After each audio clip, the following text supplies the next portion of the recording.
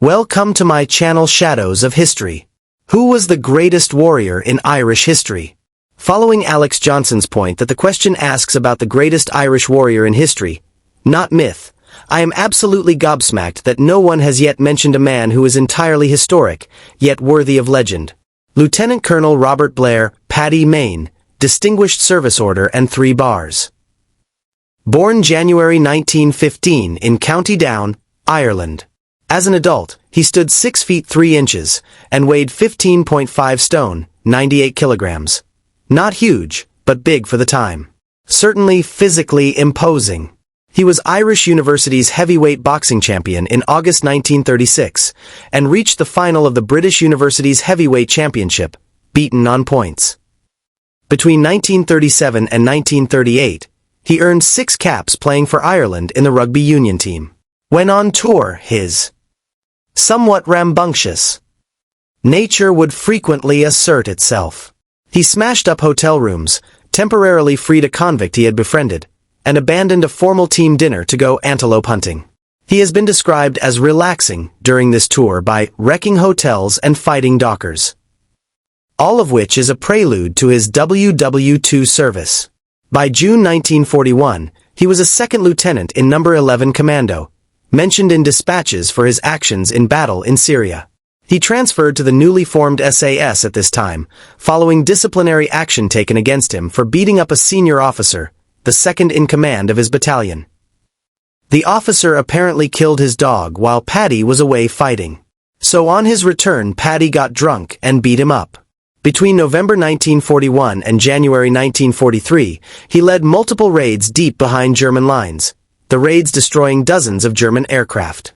He earned his first DSO during this period. From January to December 1943, he led the reorganized SAS in operations in Sicily and Italy. I'll skip over the various reorganization acronyms here, SBS, SRS, for the sake of simplicity, earning a second DSO. In January 1944, he was promoted to lieutenant colonel, and led the SAS in behind-the-lines operations in France, working with the French resistance. During this period, he earned another DSO. In April 1945, he was in charge of SAS troops who were acting as the tip of the spear for armored thrusts into Germany. He was recommended for a Victoria Cross for an action during this period, the highest and most prestigious decoration that can be awarded under the British medal system, and only awarded for most conspicuous bravery, or some daring or preeminent act of valor or self-sacrifice, or extreme devotion to duty in the presence of the enemy. However, this was somewhat controversially downgraded to a 4th DSO. It is generally considered that this was due to his reputation with the British military establishment. He had zero ability to play nicely with them, and had gained enormous notoriety during the war for insubordination and disciplinary actions. When pointed in the right direction and given the right job, he was ferociously effective. A born warrior. The man lived to fight, but could not and would not accept bullshit army discipline. And for that reason he is my nomination. I could have listed the Duke of Wellington, Arthur Wellesley, Napoleon's nemesis, Britain's greatest general of that era, and Anglo-Irish. But he was a gentleman, not a brawler. Paddy Mayne was pretty much always in the thick of it, at the very front end. It is hard not to think he was a man born out of time, and would have been happier 1,000 years earlier, fighting with sword and spear for the throne of Ireland.